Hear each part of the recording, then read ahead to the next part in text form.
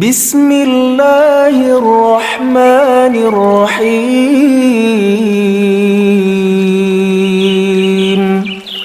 Iqra' bismi rabbikal ladzi khalaq. Khalaqal insana min 'alaq. Iqra' wa rabbukal akram.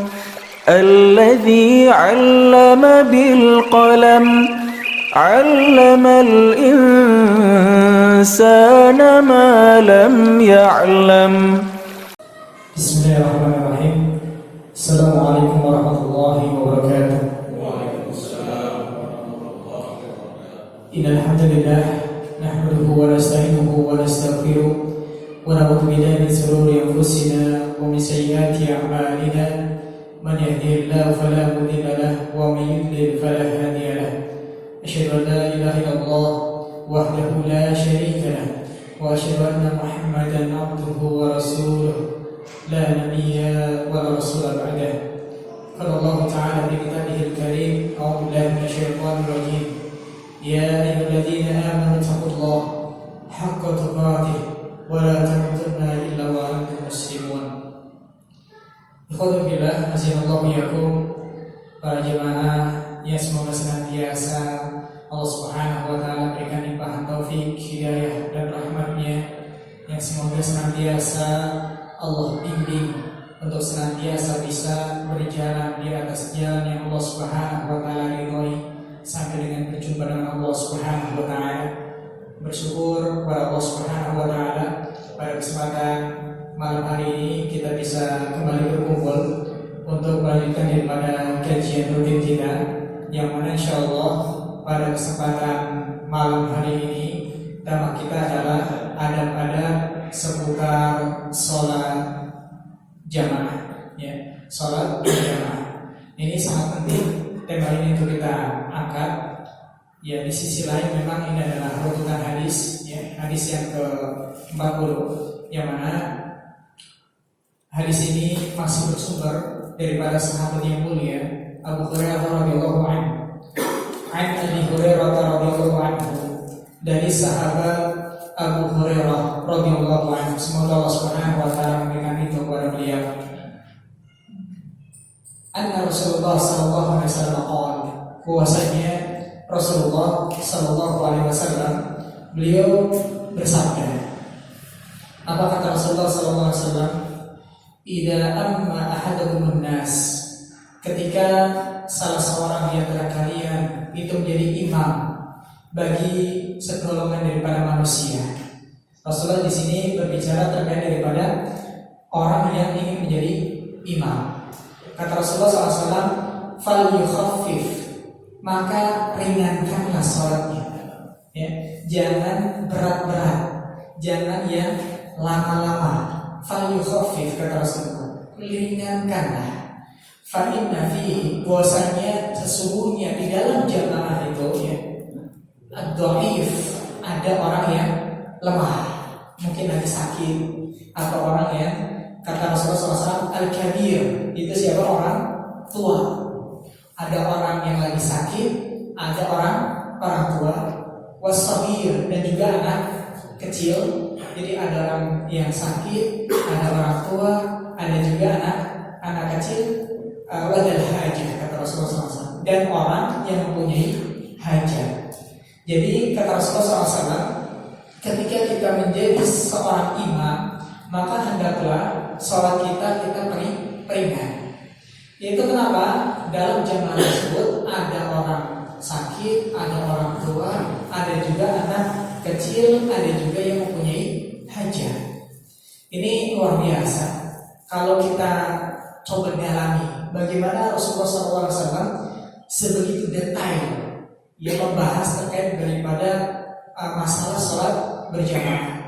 Nanti akan kita bahas bagaimana adab-adab daripada yang seputar sholat berjamaah yang sepatutnya bagi semuanya untuk ketahui, entah itu yang menjadi imam ataupun yang menjadi makmum. Yang mana banyak sekali ini kita dapati kaum muslim itu banyak yang terlewatkan daripada berbagai macam kebaikan-kebaikan. Kenapa sebabnya? Karena mereka tidak tahu daripada adab-adab terkait daripada sholat berjamaah. Maka semoga dengan kajian kita pada malam hari ini menambah daripada wawasan keilmuan kita, sehingga kita bisa lebih memperhatikan bagaimana adab-adab kita ketika kita hendak melaksanakan sholat berjamaah. Baik, sebelum kepada situ, yang jelas ini sangat penting untuk kita ketahui bersama, yang mana kalau secara hukum bahwasanya sholat berjamaah ini hukumnya adalah wajib bagi laki-laki, ya, wajib bagi laki-laki untuk melaksanakan sholat berjamaah. Dalilnya mana Ustaz? Sebagaimana tadi disampaikan oleh Pak Irfan ketika imam, warka'u ma'ar-raki'in, ya, rukuklah bersama dengan orang-orang yang rukuk. Artinya apa? Kita disuruh, diperintahkan untuk berjamaah. Dan kaidah, ya, bahwasanya menunjukkan al-amru yadullu al-wujub. Ini kaidah usul. Itu apa? Perintah itu pada dasarnya menunjukkan bahwasanya yang diperintahkan itu adalah wajib. Kalau ada sigo atau bentuk dalam Al-Qur'anul Karim itu menunjukkan makna perintah. Misalkan kayak tadi, warka'u, rukuklah kalian, ma'al waqi'in, bersama orang-orang yang rukuk. Maka ini mengandung arti bahwasanya kalian wajib untuk apa? Rukuk ataupun sholat bersama dengan kaum muslimin pada umumnya, itu sholat berjamaah. Jadi secara dalil jelas, tidak ada khilaf di antara para ulama, baik itu mazhab yang 4 ataupun mazhab yang lain. Sebenarnya mazhab itu bukan hanya 4, ya, banyak. Ada mazhabnya misalkan Ibnu Hazm misalkan, atau mazhabnya imam-imam yang lain, sebenarnya banyak. Cuma yang terkenal adalah 4 mazhab. Sebenarnya kalau mazhab itu banyak, tapi yang jelas kalau kaitannya dengan masalah yang kita bahas pada malam hari ini, yaitu sholat berjamaah, itu semuanya ijma para ulama bahwasanya hukumnya adalah wajib, ya, hukumnya adalah wajib. Maka ketika seorang itu meninggalkan sholat berjamaah tanpa uzur yang syar'i, maka sudah dipastikan dia pun mendapatkan apa? Dosa.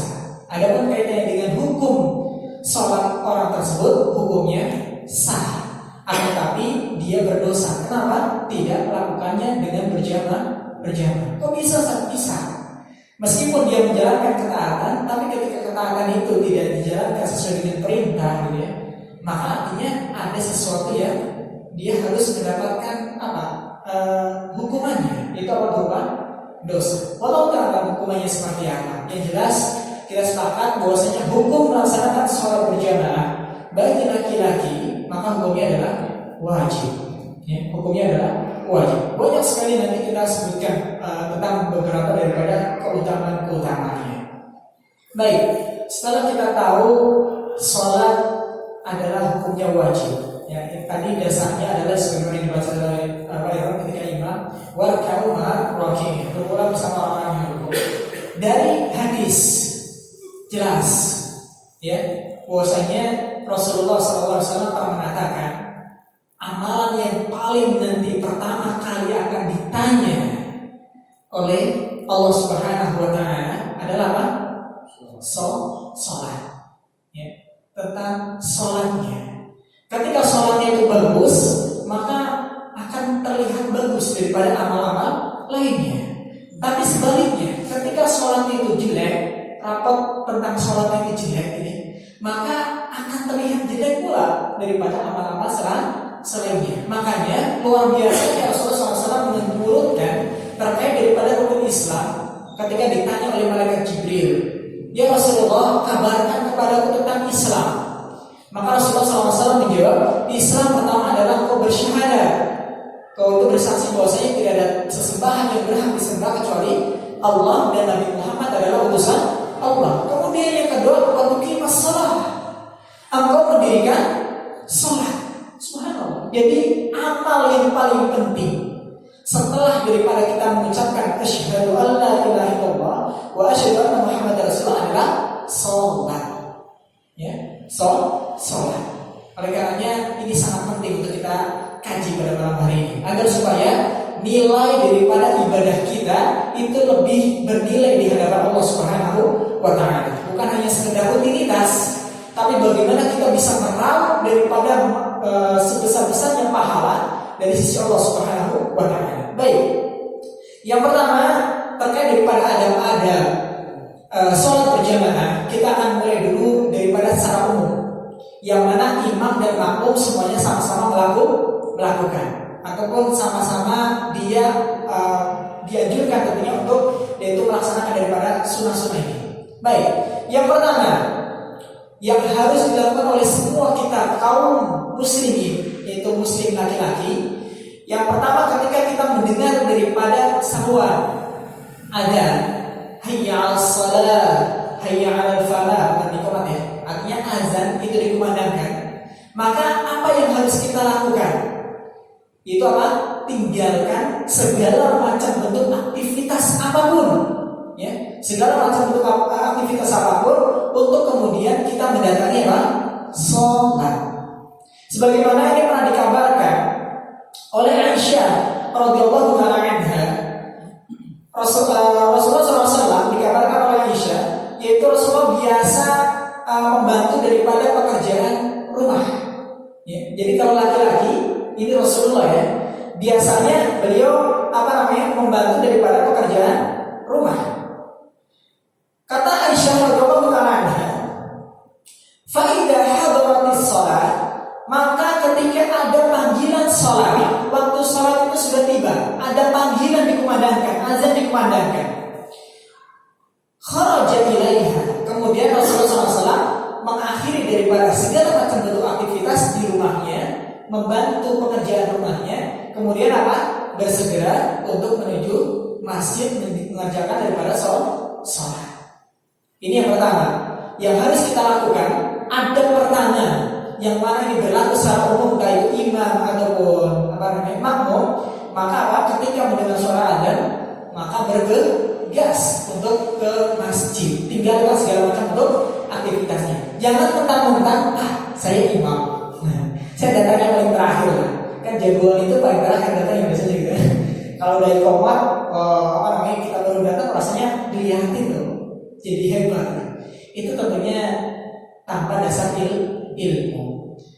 Ini berlaku umum, semua ya, entah itu imam ataupun makmum itu dianjurkan untuk bergegas untuk berangkat mengerjakan sholat di masjid. Ini yang pertama. Adab yang kedua, tentunya kalau bergegas ini bisa dikatakan ada jenjang waktunya ya. Ada yang memang awal banget waktunya, sebelum misalkan ada dikumandangkan dia udah datang. Ada mungkin yang ketika adzan dia baru datang. Ada yang ketika selesai adzan dia baru datang. Baik. Yang paling utama tentunya adalah kita itu bersegera ya. Ketika mendengar adzan langsung datang. Kalau bisa lebih cepat sebelum adzan dikumandangkan, kita sudah standby di masjid. Ini tentunya lebih utama. Karena kita mendengar bahwasanya Rasulullah SAW pernah mengatakan, "Lau ya'lamun nas ma fil nida." Sekiranya manusia itu tahu tentang keutamaan yang akan dia dapatkan ketika dia mendatangi ataupun menjawab daripada panggilan seruan adzan, dia bergegas untuk memenuhi panggilan itu untuk melaksanakan salat berjamaah. Wasafil awal dan juga saf awal la aquma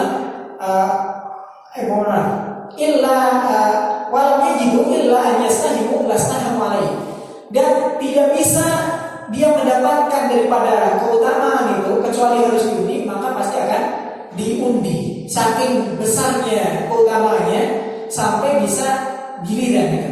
Untuk supaya mendapatkan keutamaan menjawab panggilan adzan dan juga kita berada di shaf pertama. Baik, ini yang pertama. Kemudian yang berikutnya, berpakaian ataupun berpenampilan yang rapi. Ya, berpenampilan yang rapi. Jangan sampai kita untuk bertemu dengan teman kita, atasan kita super luar biasa gitu ya, siapnya, rapihnya. Ini kita ingin menghadap Allah Subhanahu wa Ta'ala, mohon maaf ala kadarnya. Ini tentunya kurang beradab di di sisi Allah Subhanahu wa taala. Jadi kalau secara kita lihat bagaimana tingkatan orang itu beribadah, ada namanya derajat ihsan. Ihsan itu artinya dia memperbagus daripada amal ibadah. Ya. Harusnya misalkan sholat berjamaah, maka dia sholat berjamaah datangnya di awal waktu, artinya dia ihsan. Ketika dia sholat berjamaah, misalkan harusnya mungkin pakai pakaian biasa, dia pakai pakaian yang sangat rapi dan mungkin tentunya bersih, ya. Tentunya lebih beradab lah di hadapan Allah Subhanahu wa taala. Artinya orang itu sedang ihsan dalam beribadah.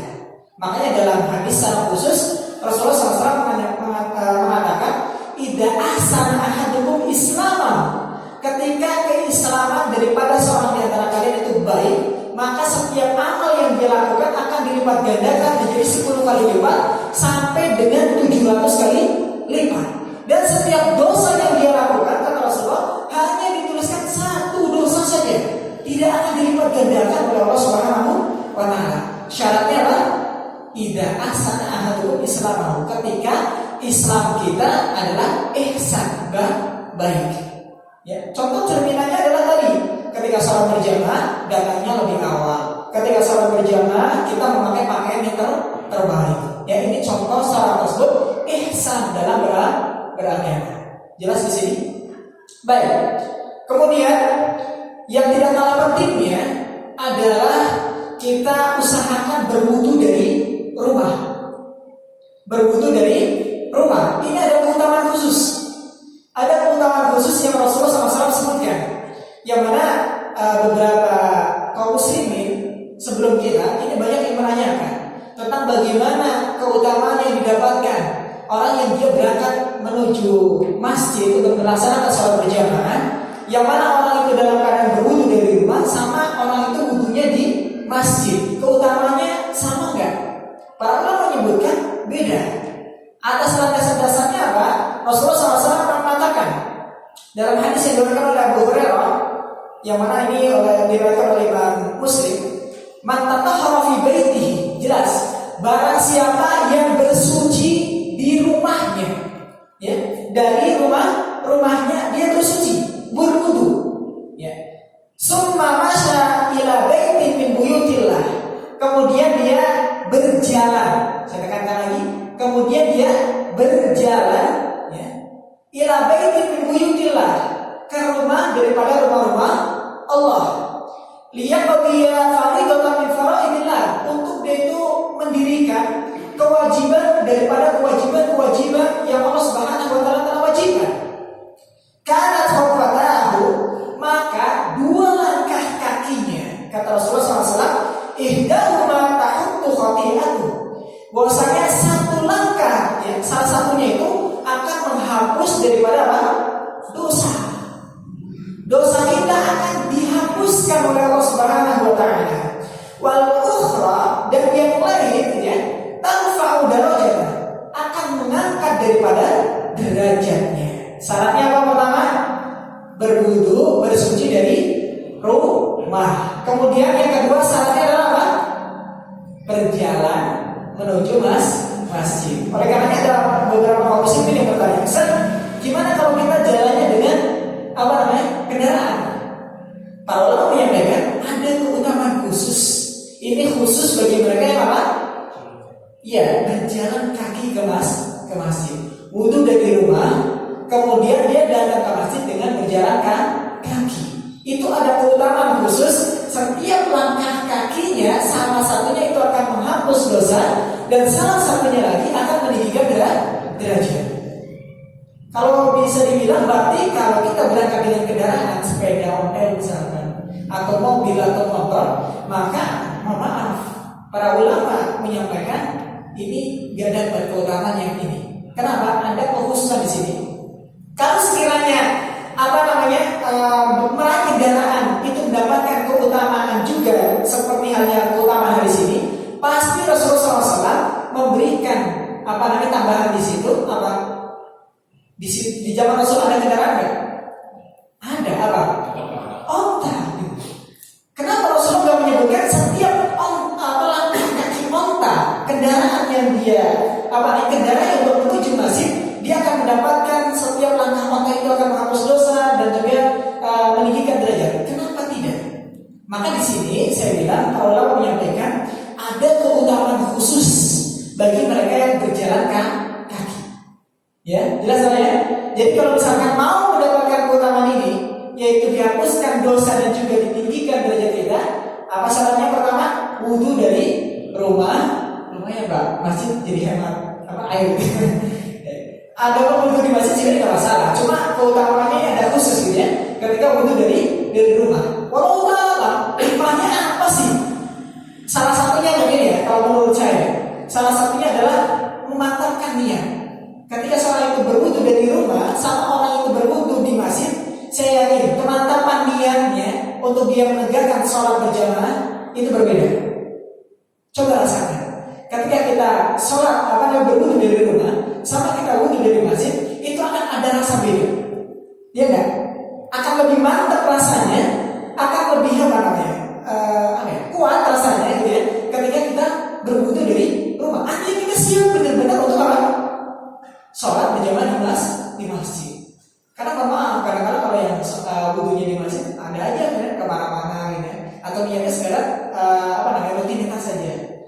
Ini ada pemantapan niat dulu pertama. Ini kalau dari saya, bukan dari dia, tapi ini menurut saya sendiri. Yang kedua, kenapa disebutkan keutamaan khusus seperti ini? Masyakohnya, kesusahannya. Jadi semakin berusaha seseorang untuk menjalankan ketaatan, maka sebagaimana kita tahu, Allah Subhanahu wa Ta'ala memberikan pahala itu sesuai dengan proses orang itu mencapai daripada suatu amal tersebut. Contoh misalkan ya, ibadah hajinya orang yang berangkat dari mana? Misalkan Madinah, itu tentunya berbeda pahalanya orang yang berangkat haji dari Indonesia. Sebagaimana orang yang dia taat dalam lingkungan yang taat, itu berbeda pahalanya dengan orang yang taat di lingkungan yang tidak taat. Kenapa? Dilihat daripada prosesnya ataupun masyakohnya, kesusahannya itu berbeda. Tapi yang jelas semuanya sama-sama mempunyai keutamaan.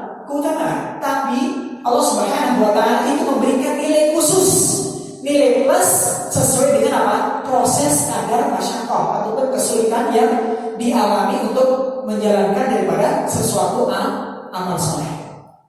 Paham sini? Beda ketika kita itu bersedekah, ketika kita banyak duit, sama bersedekah kita hanya punya 100.000. Beda. Ya. Bobotnya di sisi Allah Subhanahu wa Ta'ala itu beda. Oleh karenanya ini jelas ya bahwasanya ada kekhususan bagi mereka yang mereka berwudu dari rumah, kemudian mereka berjalan kaki menuju masjid. Maka bersyukur kalau rumahnya jauh dari masjid, tapi harus beristighfar kepada Allah dan bertobat kepada Allah kalau misalkan dengan karena jarak jauh dari masjid kemudian dia tidak menghadiri sholat berjamaah. Artinya sebenarnya ya kita husnul kepada Allah dengan jarak jauh daripada masjid, artinya Allah Subhanahu wa Ta'ala ini memberikan pahala lebih dan juga penghapusan dosa. Jelas di sini ya? Syaratnya wudu dari rumah, kemudian berjalan kaki menuju masjid. Baik. Kemudian ada hadis lain yang menguatkan terkait daripada orang yang berjalan kaki menuju masjid. Kata Rasulullah SAW, wa kullu khatwatin tamshiha ila shalah shadaqatun. Setiap langkah kaki yang berjalan untuk menuju ke masjid untuk pelaksanaan sholat, maka dihitung oleh Allah Subhanahu wa Ta'ala sebagai sedekah. Kalau kita nggak bisa bersedekah dengan uang, kita bisa bersedekah dengan jalan kaki menuju masjid. Setiap langkah kita, kata Rasulullah, itu dihitung sebagai sedekah. Percaya nggak percaya? Ini kata Rasulullah SAW. Hadis ini diriwayatkan oleh Imam Muslim. Nomor hadis 2382. Ya jelas bahwasanya ada keutamaan khusus bagi mereka yang berjalan kaki menuju masjid.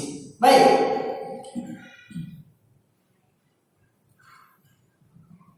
Ada tambahan lagi di sini. Contoh biar lebih semangat dia berjalan kaki. Saya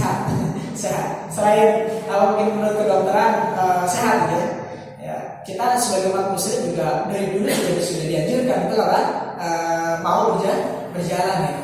Ya, jangan cuma jalan sehat aja ke tempat-tempat yang berguna gitu, ataupun aktivitas yang ada manfaatnya. Kita setiap hari dianjurkan untuk berjalan kaki. Kata Rasulullah SAW, Rasulullah mengatakan, kullu khatwatin, ya setiap langkah, ya, saya langsung terjemahkan saja, menuju tempat sholat, maka akan dicatat sebagai kebaikan dan akan menghapus kejelekan. Setiap yang kita langkahkan itu akan dicatat sebagai kebaikan dan juga menghapus kejelekan. Ini sebagai penguatnya. Hadisnya sanadnya adalah sahih. Baik. Lantas ini, ada yang ngakal-ngakalin. Gimana ngakal-ngakalin, Pak? Gimana cara orang ngakal-ngakalin untuk mendapatkan keutamaan ini? Ada, Pak. Gimana? Muter jauh satu. Kedua, langkah kakinya diperpendek. Ada, Pak? Ada. Langkah kakinya diperpendek gitu. Kalau dia bisa setengah meter misalkan, dia cuma berapa senti gitu ya. Jalannya kayak semut gitu. Gimana hukumnya? Perlu nggak seperti itu gitu? Baik. Ada sebagian ulama yang menganjurkan bahwa setiap orang yang hendak ke masjid hendaknya memperpendek langkah kakinya. Memang ada ulama yang menganjurkan gitu. Akan tapi ini adalah anjuran yang sifatnya ketika tempatnya itu tidak terlalu jauh ya. Tapi kalau seandainya dengan perbuatan memperpendek langkah, kemudian kita ketinggalan daripada sesuatu yang lebih besar, maka apa? Ya harus kita agak lebarin jalan langkah kaki kita itu. Udah tahu iqamah gitu ya, Allahu Akbar. Gitu ya, jalannya kayak semut. Ditanya, kenapa Pak jalannya itu? Saya mau dapat ampunan sama ditinggikan derajat, ditulis pahala dan sedekah. Salah, kenapa? Mendatangi sholat berjamaah dia mendapati takbir imam itu lebih utama. Ya. Jangan sampai karena sesuatu yang sifatnya itu ya memang utama, tapi jangan sampai dilalaikan dari yang lebih utama. Kalau talbis iblis, Pak, orang yang menggoda daripada orang yang saleh, biasanya kalau dia nggak mampu untuk menjerumuskan kepada sesuatu yang diharamkan oleh Allah Subhanahu wa Ta'ala ataupun yang jelas bisa dia itu menolak, maka biasanya dia akan dialihkan dari yang sesuatu itu sebenarnya lebih utama, dia alihkan supaya mengerjakan ataupun disibukkan dengan sesuatu yang dia itu tidak lebih utama. Grade-nya itu dikurangi oleh syaitan supaya kita disibukkan dengan grade yang lebih rendah daripada grade yang lebih tinggi. Ini salah satu talbis iblis. Maka jangan sampai kita mengikuti daripada khutuwat syaitan, langkah-langkah talbis daripada syaitan iblis. Ya, jelas di sini? Ya. Jadi diperhatikan. Jadi kalau mau jalan pendek, berangkatnya ya berapa menit sebelum azan dikumandangkan. Ya nggak apa-apa lah, jalan pelan-pelan. Mau muter boleh kayak keliling lingkungan dulu, ngecek. Dengan dalil tapi kalau sholat jamaah, nggak apa-apa. Dapat pahala setiap langkah kaki, nggak masalah. Ini diperbolehkan. Tapi yang jelas jangan sampai terluput dari sesuatu yang lebih utama. Jelas di sini? Baik. Kemudian, bagaimana ketika kondisi iqamah sudah dikumandangkan? Boleh nggak Ustaz? Saya berlari, boleh nggak Pak? Boleh, ada yang boleh, ada yang melarang. Gak apa-apa Pak. Saya kasih tahu di sini Pak. Saya kasih tahu. Dari kota ada, Abu Qatadah, Rasulullah SAW pernah mengatakan, baginda manahnu nusalli ma'a Rasulullah SAW. Sekelompok daripada kami, sebagian daripada kami itu sholat bersama dengan Rasulullah SAW. Ya, tidak samanya jabatan rijal. Kemudian setelah selesai sholat, beliau Rasulullah SAW ketika Rasulullah sholat itu mendengar ada langkah kaki orang yang tergesa-gesa. Beda Pak. Langkah kaki orang yang tergesa-gesa sama yang biasa gitu ya. Kelihatan banget gitu. Kedengaran, bahkan mungkin bisa dirasakan kalau misalkan panggung. Ya jelas kita tahu bahwasanya orang itu tergesa-gesa. Begitu juga para sahabat. Kalau zaman dulu kan belum ada panggung ya, maksudnya pakai pasir. Tapi tahu mereka itu bahwasanya ada orang yang tergesa-gesa untuk mengikuti daripada sholat berjamaah. Kemudian kata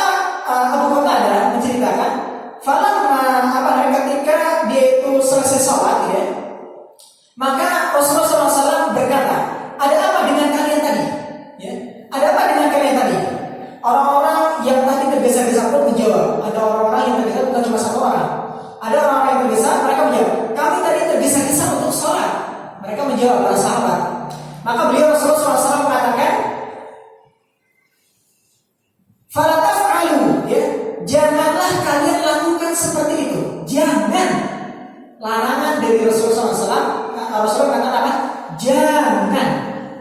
Kalau dikatakan larangan, sebagaimana kalau tadi al-amru yadullu ala wujub, kaidah usulnya itu apa? Perintah itu menunjukkan sesuatu yang diwajibkan. Begitu juga an-nahyu. An-nahyu yadullu ala tahrim. Kaidah usul mengatakan maksudnya apa? Larangan itu menunjukkan kepada apa? Keharaman. Hukumnya apa? Haram. Cuma kalau di sini mungkin para ulama merinci. Haram di sini kan bertingkat-tingkat. Termasuk sebenarnya makruh ini masuk dalam kategori apa? Haram sebenarnya. Cuma haram yang sifatnya masih sangat ringan gitu. Mungkin ada yang mengatakan ini makruh, ketika orang itu berjalan tergesa-gesa untuk menuju sholat. Jelas di sini ya. Walau ada mungkin para ulama yang berpendapat mutlak haram, mungkin ada. Yang jelas kita sebagai seorang muslim hendaklah apa? Kita berhati-hati, dan kita justru ketika kita tidak tergesa-gesa, meskipun iqamah sudah dikumandangkan, kita datangnya pelan-pelan, itu kita sedang mengamalkan sunnah Rasulullah SAW. Mendapat pahala. Telatnya kita, tapi karena kita mengikuti sunnah perintah Rasulullah SAW, maka kita pun mendapatkan apa? Pahala. Ya, bukan mendapatkan apa? Dosa. Tapi mohon maaf, ketika sudah iqamah, ngopi dulu deh. Ya, ini beda cerita ya. Atau misalkan misalkan mau mandi dulu deh, atau mau ngobrol dulu, iya, habis saya pernah dapat ya Pak, habis makan gitu, udah jelas saya sindir tadi, Pak, udah iqamah ya? Padahal saya udah dengar ada iqamah. Udah Pak, udah Ustaz, izin saya ngerokok dulu. Ini bahaya gitu.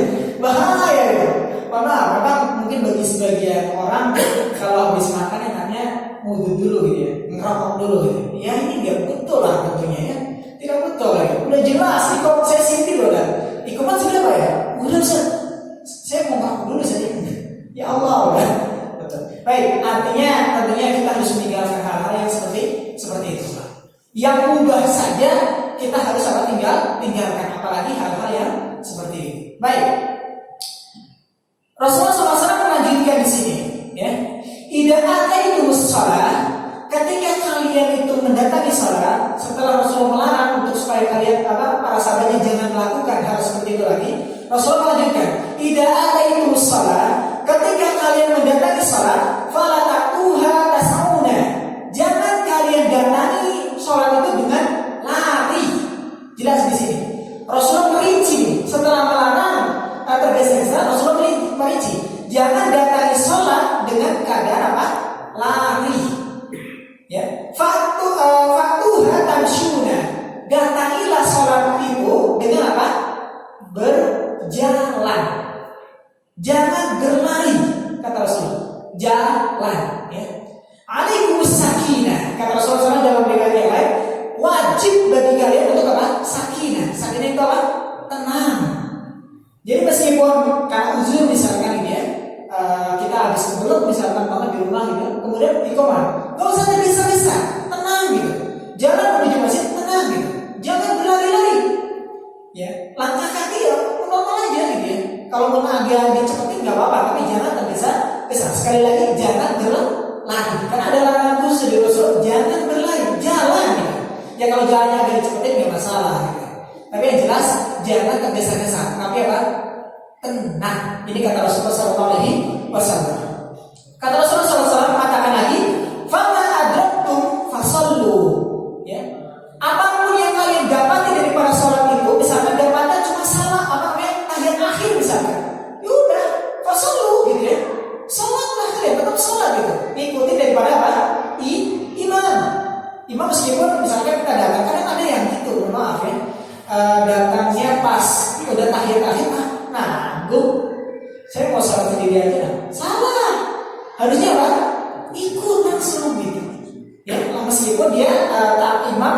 penghuni yang lain sedang dalam kondisi apa? Tahiyat akhir. Begitu juga mohon maaf Pak, kadang yang biasa dilaksanakan oleh kaum muslimin ketika imam sedang dalam keadaan misalkan sujud, dia nunggu dulu lah sampai bangun 1 menit 2 menit tunggu dulu. Ini mohon maaf, saya katakan bukan salah sih, tapi kurang tepat. Tepat. Kalau bahasa salah aku nanti saya yang salah-salahkan. Baik, kurang tepat. Kenapa? Kita terluput daripada pahala sujud yang mana kita harusnya bisa mengikuti imam. Jadi keterlambatan kita dalam rakaat, misalkan kita dapat imam bagi pas posisi sujud, kita ikut sujud, kita ketika sujud itu sudah terhitung mendapatkan pahala. Ya, sudah terhitung mendapatkan pahala. Ya jelas di sini paling afdol dan seharusnya untuk dilakukan sebagaimana Rasulullah SAW di sini mengatakan dengan jelas, fama adraktum, apapun yang kalian dapati, fasallu, salat kalian, gitu. Jelas kan? Perintah Rasulullah, apapun yang kalian dapati, fama adraktum, apapun yang kalian dapati, fasallu. Kemudian apa? Salatlah. Jangan bilang intadiru, tunggulah. Enggak ada. Rasulullah SAW mengatakan, apapun yang kalian dapati, fasallu, salatlah. Tidak mengatakan intadiru, tunggulah. Enggak. Rasulullah mengatakan, fasallu, salatlah. Jelas di sini ya. Kita ketika misalkan mendapati imam sujud, kita langsung sujud, sama saja kita sedang mengamalkan perintah Rasulullah, sunnah Rasulullah SAW. Insya Allah kita pun mendapatkan apa? Pahala. Jelas kan? Luar biasa. Kalau kita tahu bagaimana Rasulullah SAW secara detail itu gitu ya, terkait dengan salat berjamaah, luar biasa itu. Tidak perlu tambah-tambah atau dibuat-buat, udah luar biasa, sangat luar biasa. Sampai jalannya, sampai bagaimana ketika itu diatur, luar biasa syariat Islam. Baik, kata Rasulullah SAW, "Famafatakum fa'atimmu." Nah, baru apapun yang kalian itu terlewat, maka sempurnakanlah. Kalau jadi tadi jelas, apapun yang kalian dapati dalam sholat itu, fasol langsung sholat. Dan apapun yang kalian itu terluput dari situ, fa'atimu, kemudian sempurnakan. Nah, bagaimana batas orang itu tertinggal daripada rakaat sholat? Para ulama menyebutkan, meskipun mungkin ada beberapa perbedaan pendapat, tapi yang rajih, yang menjadi kesepakatan dan juga lebih bisa dikatakan jumhur ulama, itu apa? Ketika ruku. Karena ada orang yang berpendapat ketika ketinggalan Al-Fatihah, ini sudah ketinggalan 1 rakaat. Pendapat yang paling rajih, yang pendapat yang paling kuat, dan ini mayoritas para ulama berpendapat apa? Ruku. Jadi kalau kita misalkan imam ruku, kita langsung ruku. Pas kita ruku, dia langsung bangkit. Maka kita tetap terhitung kita mendapatkan apa? 1 rakaat.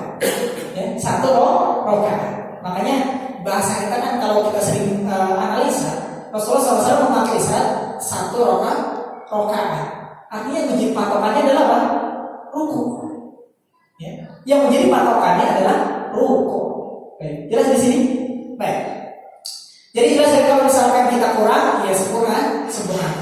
Baik. Kemudian ada hadis lain, cuma saya nggak perlu sampaikan. Yang jelas hadis ini sahih. Hadis riwayat Imam Bukhari dan juga Imam Muslim. Percaya ini Rasulullah SAW menyampaikan demikian. Sepatutnya untuk kita amalkan. Baik. Kemudian kalau tadi dari rumah pakai baju, terus pakai pakaian, terus juga berjalan, berwudu, terus berjalan menuju masjid. Kemudian baca zikir ketika berjalan ke masjid dan ketika masuk masjid. Doa. Ya berdoa. Rasulullah SAW pernah mengajarkan di sini terkait daripada bagaimana ketika seorang itu ketika hendak keluar rumah untuk menuju misalkan masjid ataupun keluar masjid. Kata Rasulullah SAW, doanya adalah Bismillahi tawakkaltu 'ala Allah, la haula wala quwwata illa billah. Jadi keluar dari rumah bacanya apa?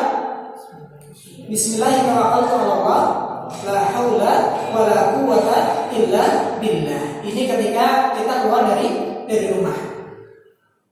Maka kata Rasulullah SAW, ketika seorang itu keluar dengan membaca doa ini, maka engkau akan diberikan petunjuk. Kita akan diberikan petunjuk oleh Allah Subhanahu wa Ta'ala. Allah akan berikan hidayah kepada kita. Kemudian kita akan dicukupkan. Tuh, luar biasa. Kalau mau nyari rezeki pada bapak-bapak, jangan lupa keluar rumah baca doa ini. Bismillahirrahmanirrahim. wala quwwata illa billah. Kalau lebih dahsyat lagi tentunya kita mengetahui namanya. Bismillahirrahmanirrahim. Dengan menyebut nama Allah Subhanahu wa taala, tawakkaltu 'ala Allah. Aku bertawakal kepada Allah. La haula, tidak ada daya, wala quwwata, dan juga tidak ada kekuatan illa billah, kecuali itu adalah pertolongan Allah Subhanahu wa taala. Udah tahu mantap dalam hati, kita bismillah keluar gitu ya. Maka insyaallah Allah akan berikan petunjuk, entah itu sifatnya masalah duniawi ataupun akhirat. Kemudian Allah akan apa? Cukupkan, akan dicukupkan kata Rasulullah SAW, dan akan dijaga. Ketiganya apa? Dijaga. Dan setan pun akan menyingkir darinya. Tuh, luar biasa. Cuma doa gitu. Bismillahirrahmanirrahim. Ada 4 utama. 1, diberi hidayah, petunjuk. 2, dicukupkan. 3, apa? Dijaga oleh Allah. Kemudian setan apa? Lari. Tuh, luar biasa. Cuma doa yang sangat pendek. Baik, jadi ini penting ya, adab-adab. Makanya saya katakan tadi di awal, kalau kita memperhatikan daripada adab-adab, ya, maka insya Allah banyak sekali daripada apa? Pahala yang bisa kita tahu daripada kita beribadah kepada Allah Subhanahu wa taala. Baik. Selanjutnya ketika masuk masjid, ya. Maaf. Ini sebelum situ ada tambahan.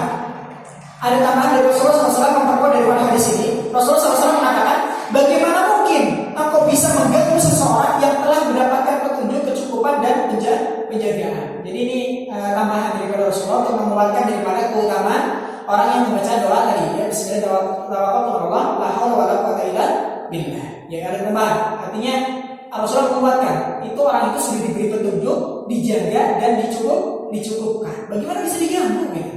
Baik. Insya Allah juga kalau ada begal, ada gangster, beberapa hari yang lalu marah kan ya. Insya Allah Allah jaga. Ya, insya Allah Allah jaga. Baik. Kemudian ketika perjalanan menuju masjid, ada hadis di sini disebutkan. Hadis ini kalau menurut Al-Hafiz Abu Thahir, ini hadisnya adalah hasan. Saya sebutkan saja langsung doanya. Allahumma ja'al fi qalbi nuran, waj'al fi lisani nuran, waj'al fi sa'yi nuran, waj'al fi basari nuran, waj'al khalfi nuran, wa amami nuran, waj'al min qawmi nuran, min tahti nuran, Allahumma a'dim li nuran. Panjang ya? Nur. Kalau ini nanti bisa dicari. Ada. Jelas ini kita memohon pada Allah Subhanahu wa taala untuk Allah berikan apa? Cahaya bagi kita. Cahaya di sini artinya bukan langsung misalkan kita jalan, yang gelap jadi terang. Bukan seperti itu. Artinya Allah Subhanahu wa taala bagaimanapun kegiatan kita lakukan dari arah manapun itu kita diberi petunjuk oleh Allah Subhanahu wa taala. Itu artinya. Baik. Kemudian ketika masuk masjid, ini tadi dari rumah kemudian sampai ke masjid. Pertama tentunya etikanya adalah apa? Ketika dia hendak masuk masjid, dia berdoa. Ya, berdoa. Apa itu doanya? Allahumma ftahli abwaaba rahmati. Ini sudah populer ya. Allahumma ftahli abwaaba rahmati. Artinya apa? Ya Allah, bukakanlah daripada pintu-pintu rahmatmu. Ya, pintu-pintu rahmatmu. Ini ada hadis secara khusus diriwayatkan oleh Imam Muslim. Gak ada khilaf di sini. Jelas Rasulullah SAW memerintahkan ketika kita masuk masjid untuk membaca doa ini. Kemudian ketika kita keluar dari masjid, kata Rasulullah SAW, kita baca doa apa? Allahumma inni as'aluka min fadlik. Ya, Allahumma inni as'aluka min fadlik. Ini doa keluar masjid. Nah, ketika masuk ke dalam masjid, kita tentunya harus mengutamakan apa? Langkah kaki bagian kanan. Ya, langkah kaki bagian kanan. Kita dahulukan. Ya. Kemudian ketika sudah datang ke masjid, maka apa yang kita lakukan? Tentunya kita melaksanakan salat tahiyatul masjid. Salat tahiyatul masjid berapa rakaat? 2 rakaat. Nah, salat tahiyatul masjid para ulama bisa mengatakan boleh digabung dengan salat-salat sunnah yang lain yang sejenis. Contoh apa? Salat yang sejenis syukur wudu. Terus salat apa? Misalkan salat tahiyatul masjid. Terus salat qobliyah, misalkan salat wajib, misalkan rawatib qobliyah misalkan. Itu boleh niatnya double. Insya Allah itu mendapatkan keutamaan dari Allah Subhanahu Wa Taala sesuai dengan pahala masing-masing sholat yang harusnya dikerjakan. Paham sini ya? Boleh. Kalau levelnya sama dan jumlah rakaatnya sama. Kalau jumlah rakaatnya beda, otomatis bisa nggak digabung? Nggak bisa. Sholat witir digabung dengan misalkan sholat tahiyatul masjid, boleh nggak? Nggak bisa. Kenapa? Witir itu ganjil, tahiyatul masjid itu genap. Jelas di sini. Setelah sholat tahiyatul masjid, kemudian tentunya kita menunggu daripada iqamat ya. Tentunya dengan banyak membaca zikir ya, istighfar atau lain-lain, berdoa kepada Allah karena ada waktu mustajab antara apa? Adzan dan iqamat. Itu ada waktu yang mustajab untuk agar seorang itu berdoa kepada Allah Subhanahu Wa Taala. Ya. Salah satu daripada hadis Rasulullah SAW mengatakan demikian. Salah satu waktu mustajab adalah antara adzan dan iqamat. Maka perbanyaklah doa di situ. Ya, perbanyaklah doa. Kalau perbanyak sujud gimana? Boleh. Ya, apalagi misalkan ketika sujud ataupun sholat kita perbanyak doa dalam sholat kita tambah-tambah. Ya, tambah. Apalagi tambah-tambah misalkan hujan, luar biasa. Tambah lagi misalkan dari Jumat di sore hari misalkan, luar biasa. Ya, apalagi puasa, apalagi berdolim, perjalanan apalagi ya sahabat, luar biasa. Ini banyak sekali keutamaan yang bisa kita raih. Ya, lanjut. Mungkin ada juga terkait daripada bagaimana kita di masjid. Rasulullah SAW ini pernah mengatakan jangan menyela-nyela jari. Biasa yang dilakukan oleh orang-orang apa? Saya contohkan. Kadang nunggu waktu sholat ini, ya nyela-nyela jari. Ya, ini ada larangan khusus dari Rasulullah SAW. Tidak boleh. Meskipun mungkin gini boleh. Kan ini ada. Dan ternyata sampai sedetail itu gitu. Masalah dia katakan ketika menunggu sholat saja itu diatur oleh Rasulullah SAW. Gimana kata Rasulullah? Tidak Allah, ya saya langsung terangkannya biar tidak terlalu lama. Jika salah seorang di antara kalian itu berwudu di rumahnya, kemudian mendatangi masjid, maka dia sudah teranggap berada dalam sholat sampai dia kembali. Ya, dia oleh karena itu janganlah lakukan seperti ini. Dicontohkan oleh Rasulullah itu dengan apa? Menyela-nyela jadi kurang kerjaan ya. Ya kalau nggak ada perlu hajat misalkan gatal nggak usah lah. Jangan suka menyela-nyela apa? Jari jemari ketika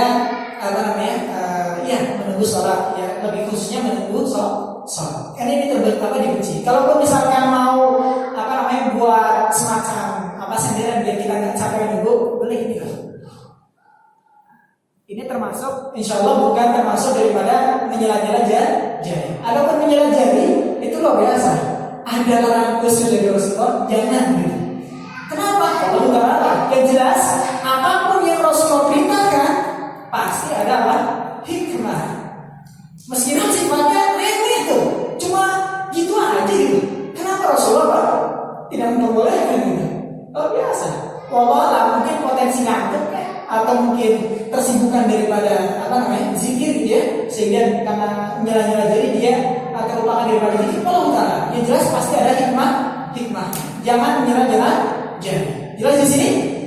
Baik. Kemudian tadi sudah untuk sholat tahiyatul masjid. Kemudian janganlah mengerjakan sholat sunnah ketika iqamat sudah dikumandangkan. Nah ini menjadi pembahasan. Bagaimana hukum ataupun yang kita harus lakukan ketika kita lagi sholat sunnah, ya, tiba-tiba iqamat gitu, gimana gitu? Apa yang kita lakukan? Para ulama merinci. Ada memang yang langsung mutlak karena ada larangan khusus dalam hadis riwayat Imam Muslim. Idza uqimatis shalah, ketika sholat itu sudah dikumandangkan iqamat ya. Sholat itu sudah dikumandangkan iqamat, fala sholata illa maktubah. Tidak ada sholat kecuali yang wajib. Jadi semua sholat sunnah wajib untuk apa? Ditinggalkan. Harus melaksanakan yang wajib. Tapi para ulama merinci karena ada larangan juga dari Rasulullah SAW ketika kita sudah berniat sholat, kita dilarang untuk apa? Berniat membatalkan sholat tanpa uzur syar'i. Kalau ini sih sebenarnya termasuk uzur syar'i. Kenapa meninggalkan sholat selain daripada sholat yang wajib. Jadi jangan heran ketika misalkan ada yang sholat sunnah sedang rakaat kedua misalkan iqamah dikumandangkan lantas dia batalkan, berarti dia tahu hadisnya. Ya, ini hadisnya riwayat Imam Muslim. Tapi kalau misalkan ada yang tetap sholat ketika iqamah Allahu Akbar gitu, dia tetap sholat, tapi sholatnya agak dipercepat. Ya, yang harusnya dia baca surat pendek misalkan dia tinggalkan, dia cuma baca yang rukun-rukun misalkan surat Al-Fatihah saja. Yang rukun-rukun saja dia laksanakan untuk biar dia bisa mendapatkan keutamaan misalkan di saf awal ataupun mengikuti takbir di imam. Maka ini kata para ulama lebih utama. Tapi kalau misalkan mau ambil yang langsung dibatalkan karena berpotensi gak khusyuk terus mungkin yang lain alasannya, walau mungkin para ulama ada yang membolehkan. Tapi kalau bagi saya sendiri saya sarankan lebih baik agak dipercepat saja daripada sholat kita. Ya kalau misalkan kita tidak bisa dipercepat tetap ketinggalan takbir, maka batalkan. Ya, batalkan kemudian ikut sholat wajib. Paham di sini? Baik. Kemudian jangan keluar dari masjid setelah azan. Ketika sudah azan udah di dalam masjid, jangan keluar. Misalkan ada kelupaan tadi misalkan di rumah gitu ya, yang sifatnya itu gak uzur sebenarnya, gak urgent gitu, maka jangan keluar dari masjid. Kalau sudah di masjid ketika azan maka jangan keluar. Kata Rasulullah SAW, tidaklah keluar dari masjid setelah azan kecuali orang yang munafik atau orang yang ada keperluan dan ingin kembali lagi ke masjid. Jadi kalau misalkan ada keperluan uzur maka nggak apa-apa.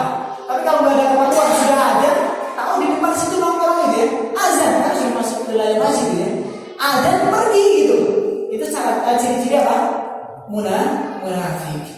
Ciri-ciri ada benih-benih kemunafikan dalam dirinya. Itu apa? Ketika azan dikumandangkan dia di masjid, dia langsung pergi. Ada apa? Ada. Maka semoga Allah Subhanahu wa taala memberikan hidayah. Baik.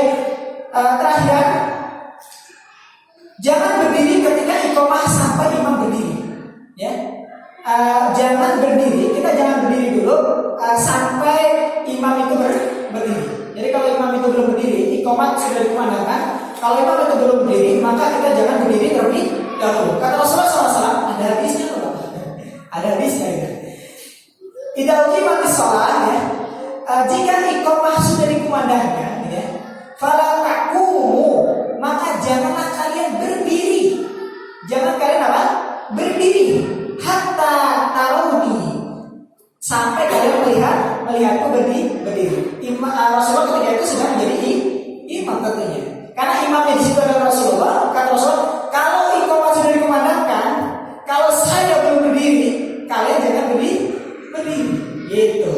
Jadi etika kita ketika misalkan imam itu belum berdiri, misalkan Pak Irfan nih masih duduk di iqamah, makmum jangan berdiri dulu. Tunggu imam berdiri, dia misalkan menuju ke tempat imam, baru makmum itu berdiri. Simpel Pak. Tapi kalau kita amalkan, kita mengamalkan sunnah Rasulullah SAW dan kita terjauhkan daripada larangan Rasulullah SAW.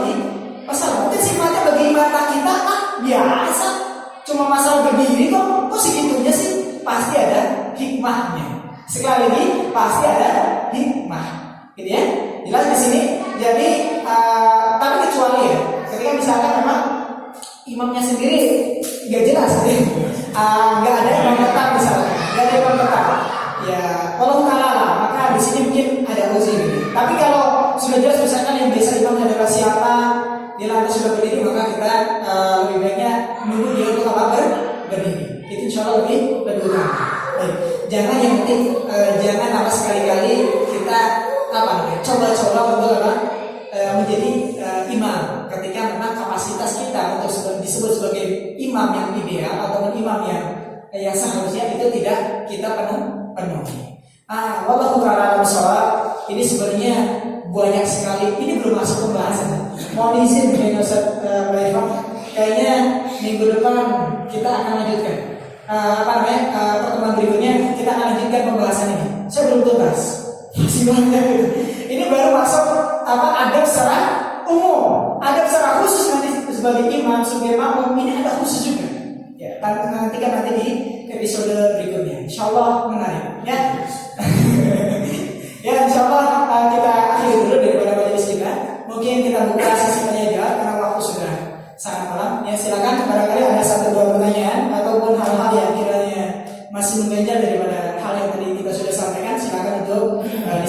Wallahu a'lam bishawab. Silakan.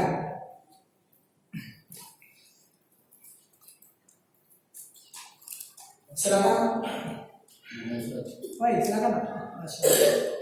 Seperti dibicarakan dari rumah itu tidak makan utama. Kenapa? Itu dari rumah. Untuk dari rumah. Misalkan dari perjalanan masjid itu kita batal, lalu wudhunya di masjid itu kita dapat Luar biasa. Tentunya kalau berbicara terkait daripada bagaimana hukum seorang itu ketika sudah berwudu di rumah, kemudian di tengah perjalanan karena jauh misalkan gitu ya, wah mules banget itu, harus kentut nih. Kalau nggak kentut bisa jadi penyakit. Maka Allah Taala ketika kita sudah melakukan syarat yang tadi sudah disampaikan oleh Rasulullah, tapi di tengah perjalanan kita pun mendapatkan uzur, maka insya Allah kita tetap mendapatkan keutamaannya. Ya. Yang jelas mungkin bisa dilihat di sini bukan hanya sekedar masalah dia sih, memang ada sudah dipraktekkan di sini. Ya. Sudah dipraktekkan artinya, tapi ada di tengah perjalanan kita mendapati kendala. Maka insya Allah Allah Subhanahu Wa Taala masih berikan pahala daripada langkah kaki kita ya tadi. Sebagaimana tadi kita sudah sebutkan. Ya masa sih Allah pilih? Allah beritahu kita punya uzur karena apa? Nahan kentut itu juga bisa jadi penyakit. Jadi penyakit, jadi jangan ditahan-tahan. Allah, alhamdulillah Pak, kentut bisa kentut, alhamdulillah. Ya, tapi bukan artinya ketika kentut harus doa khusus alhamdulillah. Bukan itu juga, karena gak ada hadisnya. Saya tahu, setahu saya gak ada hadisnya ketika kentut, alhamdulillah, gak ada. Ya. Atau misalkan sudah, misalkan alhamdulillah, kayaknya gak ada. Saya belum pernah mendengar hadisnya gitu. Jadi kalau misalkan sendawa karena kekenyangan, langsung mengucapkan alhamdulillah. Walau setahu saya tidak ada kekhususan di situ untuk kita mengucapkan alhamdulillah. Kalau misalkan mau berzikir secara umum ya nggak masalah, ya nggak masalah. Baik jelas, begitu Pak ya. Insyaallah Pak. Yang jelas jangan disengaja gitu. Lagi di perjalanan, takut. Nanti takut dilepasin dan terlalu tangga. Baik, silakan yang lain. Itu kan kalau di rumah pas mau wudhu air mati gitu ya, jadi masjid aja dan jalan-jalan gitu. Wudhu dari rumah air mati. Ya sebenarnya kalau wudhu itu juga nggak harus air mengalir. Wudhu itu nggak harus air mengalir. Air yang mungkin tampilan kita misalkan ada setengah ember atau bahkan satu galon. Kalau kita bisa berwudhu dengan baik itu bisa. Itu bisa. Tapi kalau tayamum nggak sampai. Karena ada khusus wudhu, bukan tayamum gitu. Ada wudhu, tapi Allah Taala kalau tayamum gimana? Cuma menurut saya ini lebih khusus kepada wudhu. Adapun ketika misalkan memang nggak ada air sama sekali gitu ya, tapi kita berniat banget saya pengen wudhu gitu, dan tapi saya nggak bisa berwudhu gitu. Kalau wudhu ke tetangga saya misalnya nggak ada tetangga lagi nggak di rumah, akhirnya saya maling air gitu. Karena kemarin kita sudah bahas ya, maling di 10 rumah itu lebih utama lebih ringan daripada maling kepada tetangga. Ya sebagaimana kemarin saya sampaikan juga kayak zina dengan 10 orang di luar tetangga itu lebih ringan dosanya daripada berzina dengan tetangga. Ya begitu juga halnya tadi, misalkan mau berwudhu kita harus izin dulu lah. Kecuali kalau izinnya itu satu untuk selamanya gitu. Pak, kalau nggak ada air saya mau wudhu, gitu kan boleh ya? Oke, gitu. Jadi izin sekali untuk jadi nggak repot-repot. Boleh nggak apa? Asal sama-sama itu nggak masalah. Ya jelas jangan cari-cari ya. Tentang ada anaknya yang cantik, wudhunya selalu di tetangga gitu. Itu beda lagi. Niatnya ada niat dulu di sini. Yang jelas Pak, saya ingin sampaikan, ketika memang ada halangan uzur kita nggak bisa berwudhu dari rumah, kemudian tapi kita ada azam berniat untuk wudhu dari rumah, insya Allah tetap mendapatkan catatan daripada pahala. Walau jangan musuh. Karena selain daripada wudhu ada syarat yang kedua apa? Jalan kaki. Gitu ya? Walau jangan musuh. Lagi apa ya? Oh satu dua silakan dulu.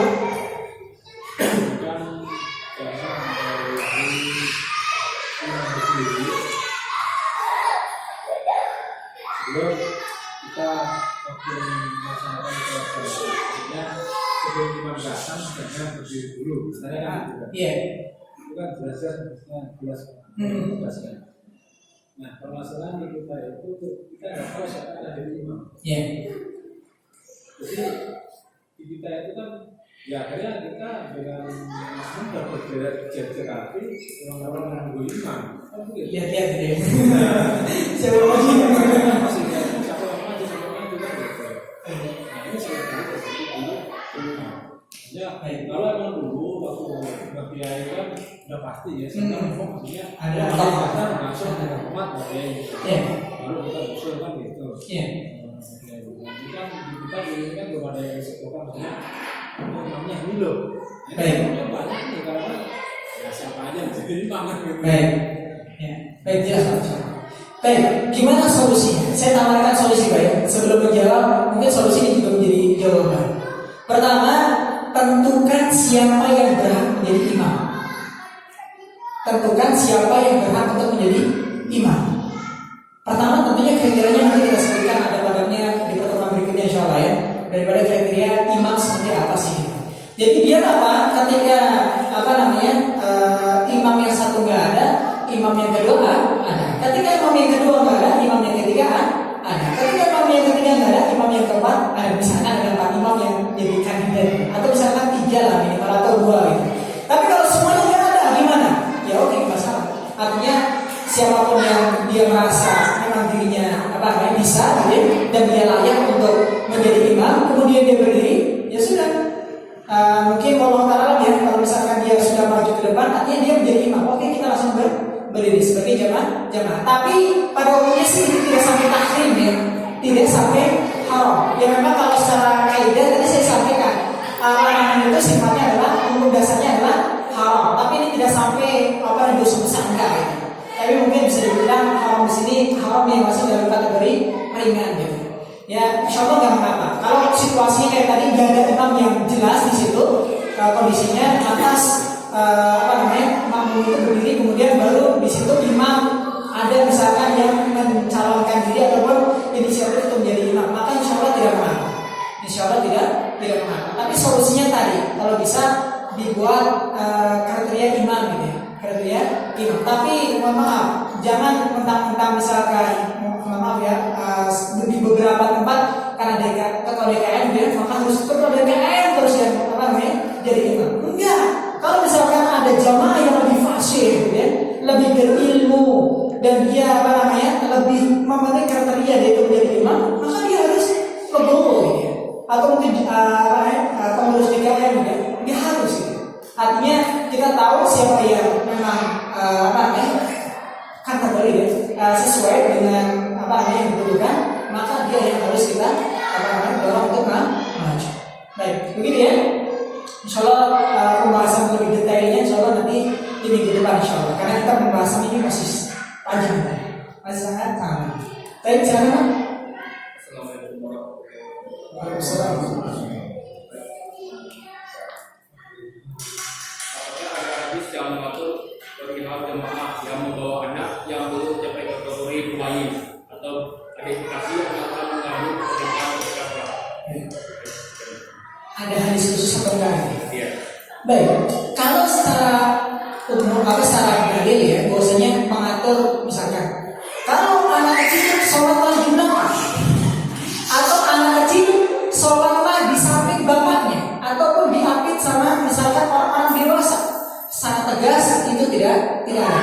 Sepengetahuan saya ya, kalau misalkan ada, alhamdulillah. Kalau tidak setahu saya untuk saat ini saya belum ketemu dalil untuk mengatur bagaimana posisi daripada seorang anak ketika di masjid. Tapi yang jelas ada hadis yang lain yang menunjukkan bahwasanya anak itu boleh dan wajar kalau misalkan anak itu misalkan berkumpullah di masjid. Ada hadisnya.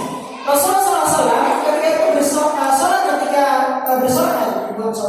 sholat berjamaah dengan para sahabatnya, ada Hasan dan Husain, dia naik ke punggung Rasulullah SAW. Oleh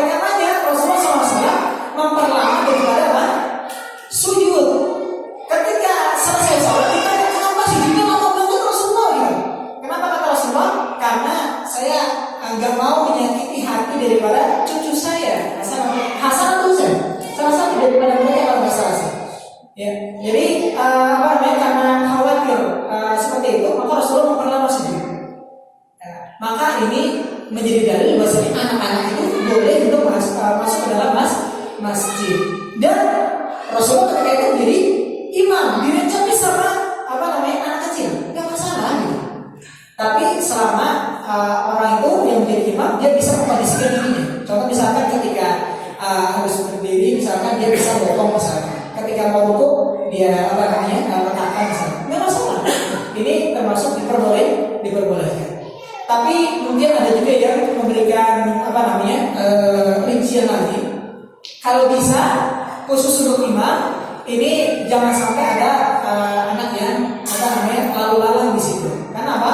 Sutrahnya makmum itu adalah sutrahnya imam. Tapi kalau secara dalil tadi jelas maksudnya nggak masalah. Pada dasarnya tidak masalah. Tapi kalau ada orang yang sengaja datang misalkan terakhir gitu ya, imam misalkan di sini ada sutra sudah dipasang, lantas dia lewat di depan makmum, itu sebenarnya nggak masalah. Boleh Pak. Ketika misalkan lihat di soft pertama kosong karena ada yang tiba-tiba ketut, misalkan dia balik terus gak ada isi softnya, dia dari belakang misalkan lewat di jamaah untuk isi soft yang paling depan, boleh. Dan ini ada diamalkan oleh para sahabat Rasulullah SAW. Jangan mentang awal ada lihat kosong, saya paling belakang aja. Gak apa-apa, kita menyisikan sedikit jamaah gitu ya, untuk kita menuju soft paling depan. Gak apa-apa kita lewat depan jamaah, tapi jangan lewat depan imam. Kenapa? Sutrahnya makmum adalah sutrahnya imam. Jadi kalau misalnya kita ada yang lalu di depan kita, nggak usah di stop, nggak masalah. Kalau makmum ya, tapi kalau imam lebih baik tentunya di stop. Ya, paham di sini? Kalau sholat sendirian tentunya di stop. Karena apa? Sutrahnya antara dia sama sutrah saja. Adapun imam ketika kita menjadi makmum, maka kita sutrahnya adalah sutrahnya imam. Jelas di sini Pak ya? Itu Pak? Baik. Ya yang jelas, tapi secara adab tentunya perlu diperhatikan. Ya coba kasihkan edukasi dulu ya kepada anak-anak agar supaya di masjid itu bisa tenang. Kalau misalkan khawatir ini bisa diletakkan di samping kita, sehingga ketika dia mulai kita bisa tarik. Ya. Ketika dia mau bercanda kita bisa kondisikan. Tidak masalah. Karena sifatnya itu adalah uzur untuk tidak supaya mengganggu kekhusyukan daripada jamaah lain. Allah Ta'ala Rasul. Begitu? Cukup insyaallah ya. Alhamdulillah pertemuan pada malam hari ini kita kira cukup sekian dulu episode pertama ini. Insyaallah nanti minggu kedua temanya kita masih sama, yaitu ada pada seputar daripada salat berjamaah. Insyaallah lanjutan daripada tema pada malam hari ini insyaallah. Baik, wallahu ta'ala bishawab. Mari kita akhiri daripada majelis kita dengan doa majelis. Subhanallahumma wa bihamdika asyhadu an la ilaha illa anta astaghfiruka wa atubu ilaik. Sekian yang dapat kami sampaikan. Aku lupa bihadza wa astaghfirullah wa lakum wa lisa'il muslimin wal muslimat min kulli dhanbin innallaha huwal ghafurur rahim. Wassalamualaikum warahmatullahi wabarakatuh.